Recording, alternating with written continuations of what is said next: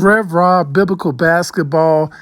Derrick Rose was a problem. Young Derrick Rose, the youngest MVP, the most athletic, I can make an argument, the best point guard ever. I'm talking about that 1 year young Derrick Rose. You never saw a person that explosive, that athletic, that much torque in their body. Dog, like, I remember watching him play and being like, I don't know if a man's body can take what is inside of Derrick Rose. It was like if you took a PlayStation 5 game and put it in an Atari. Like the Atari can't handle that sophistication, that complexity, that power. And that was Derrick Rose. To this day, I haven't seen anybody like Derrick Rose.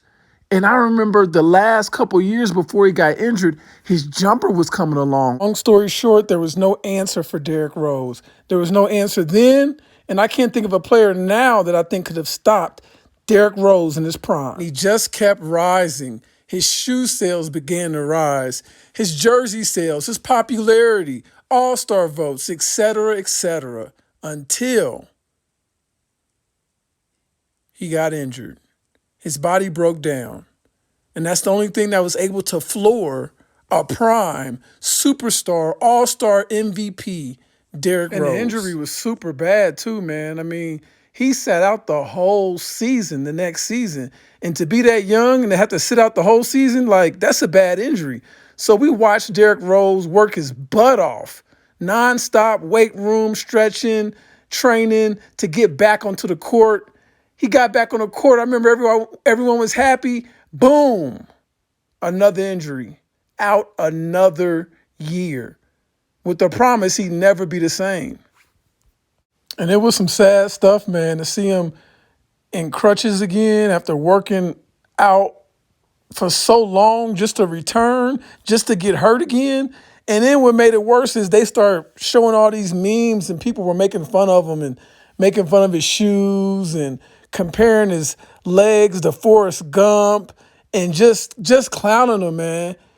I know his heart was broke. I can only imagine the type of things that were going through his mind the second time he tried to come back. So he took his time coming back, was real careful in rehabilitating his body. And when he came back, he wasn't as explosive, wasn't as quick, wasn't jumping as high. Got traded a few times, saw his scoring average dip below 7 points. And then he got traded to Minnesota, looked a little different. His game looked different. And he had his career high. And look at these highlights now. They're not full of dunks and crossovers, shaking people to the ground, high elevation. His game's changed. You see a better shot selection. You see a refined jump shot. You see ball fakes. You see floaters so he doesn't have to meet the big man at the rim to avoid getting a shot blocked. You see him making moves that preserve his body, that have a less risk of having an injury. But he scores 50 points. He was the MVP, the youngest MVP ever, and he never scored 50. And after 2 terrible leg injuries, he comes back and scores 50 points. Career high. On classic Jersey night, the Timberwolves turning back the clock.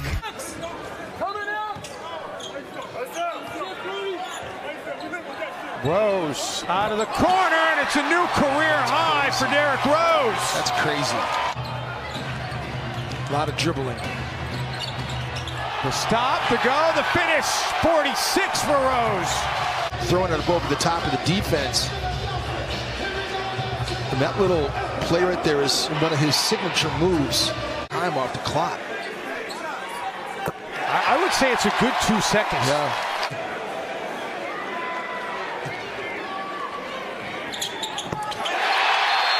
A half a century for 3. No long rebound tracked down by Rubio. Ingles will fire for 3. That won't drop. Another rebound. Exum has it blocked in the corner by who else? Derrick, 2011 MVP. To see what the NBA high is for point total this year, but it's awfully young in the season. That's one of the most impressive performances of the year in the entire league. The thing I love about Derrick Rose's story is it just shows you not to give up. It shows you that recovering can take a long time as well. A lot of injuries in the NBA and basketball are 2-week injuries, 4 weeks, a couple months. He was out for 2 years being made fun of, being clowned, being questioned. People were questioning why he wasn't coming back sooner.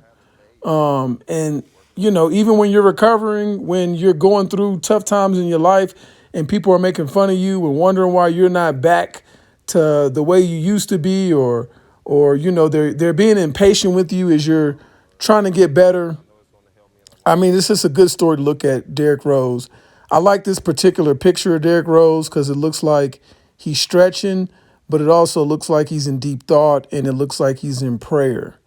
The type of thoughts I think he would be thinking are, how am I going to still be effective even though my game is different? How am I going to be effective even though I'm on a different team, even though I'm not as athletic as I used to be? And for Derrick Rose to recover, it took encouragement and help from many people, the trainers, coaching staff, teammates, etc. But ultimately, I believe there were times where he was down and he had to learn to encourage himself.